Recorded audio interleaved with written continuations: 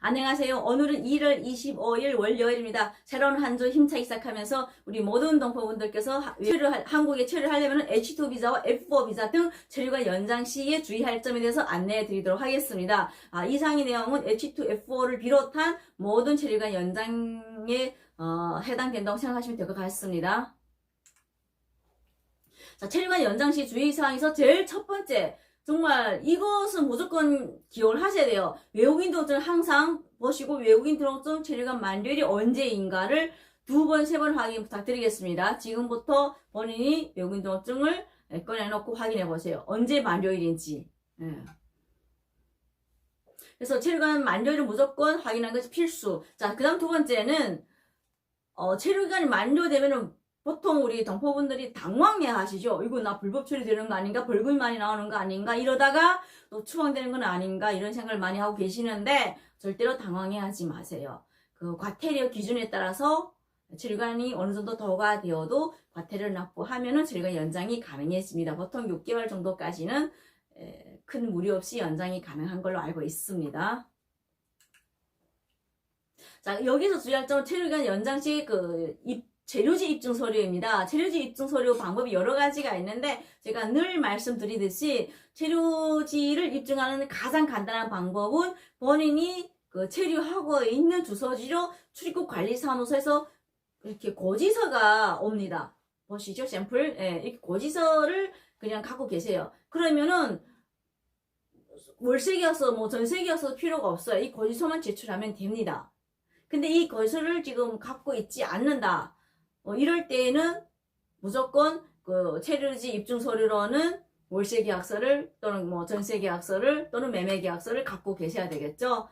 근데 그때 또 불편한 사항이 뭐지? 하나는 체류기간이 계약기간 지나는 경우가 있어요. 그래서 계약기간 지났을 때에는 또 부동산에 가서 날짜를 수정할 수도 있는데 그러려면 또 부동산 일정안에 금액도 또 달라고 하기도 하죠. 그래서 이럴 때는 보통 본인이 거기에 거주하고 있다는 것을 사실로 증명하면 되기 때문에 본인 휴대폰 고지서 또는 국민연금 그런 고지서 또는 건강보험 고지서 등등 이런 고지서가 나오는 거 있죠. 도시가스 고지서라든지 그런 것을 첨부해서 제출하면은 또 체류지 입증 서류 되기 때문에 최대한 이런 고지서를 쉽게 버리지 않는 것을 우리가 추천하고 있습니다.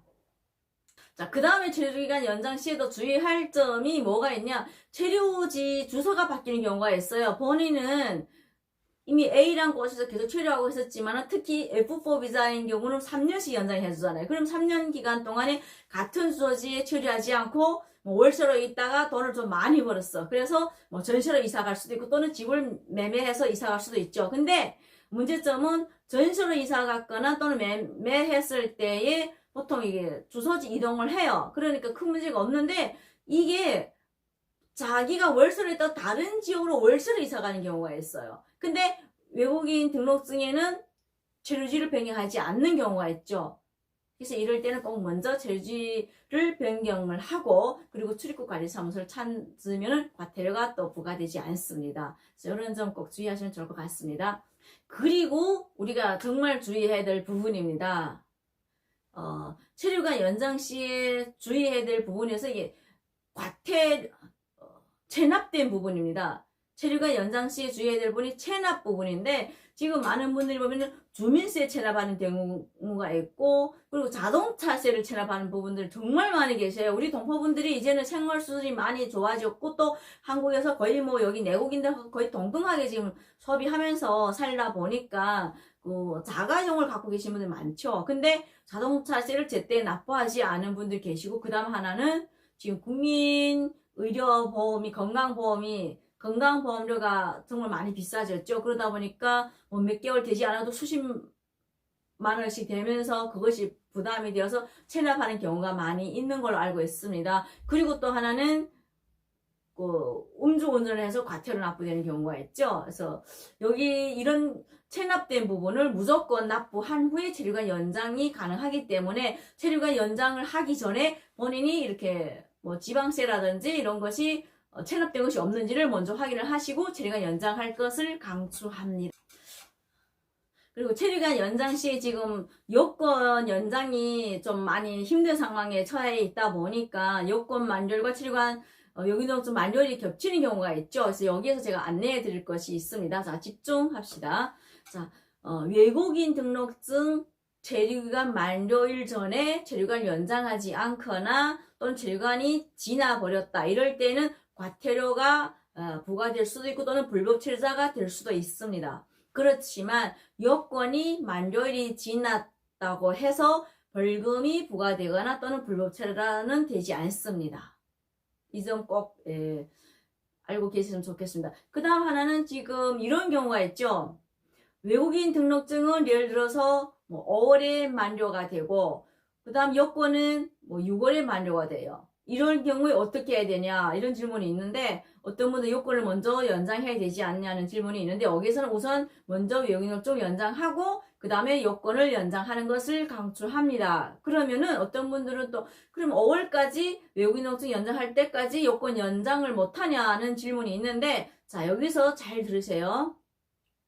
여권은 예약 날짜가 예를 들어 3월에 잡힌다고 해도 그때까지는 여권 원본을 어디에도 납부하지 않고 본인이 갖고 있어요. 그렇기 때문에 먼저 여권 예약 날짜는 잡고 그리고 체류기간을 먼저 연장할 것을 추천합니다. 이렇게 되면은 예약 날짜가 되었을 때의 여권을 보낼 수도 있고 또는 체류기간이 이미 연장해 나왔기 때문에 외국인 체류기간 연장에도 또 불이익이 없습니다. 이 점 꼭 기억했으면 좋겠습니다.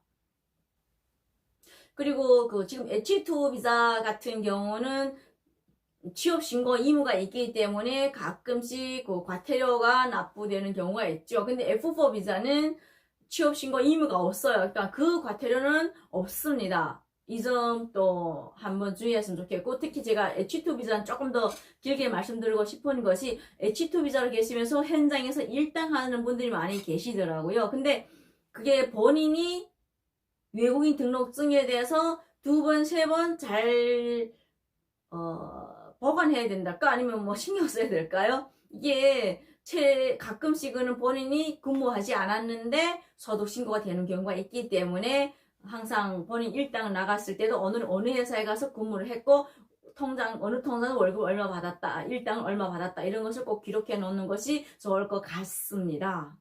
그래서 절대로 뭐 20일만 일을 했는데 소득 신고가 30일이 나온다든지 이런 일은 없도록 했으면 좋겠습니다. 또 오늘은 또 이렇게 H2 비자 또는 F4 비자를 비롯한 체류기간 연장 관련된 안내를 해드렸습니다. 도움되셨다면 좋아요, 구독 부탁드리겠습니다. 다음에 또 더 좋은 정보로 찾아뵙도록 하겠습니다. 지금까지 민간외교TV의 김선래였습니다. 감사합니다.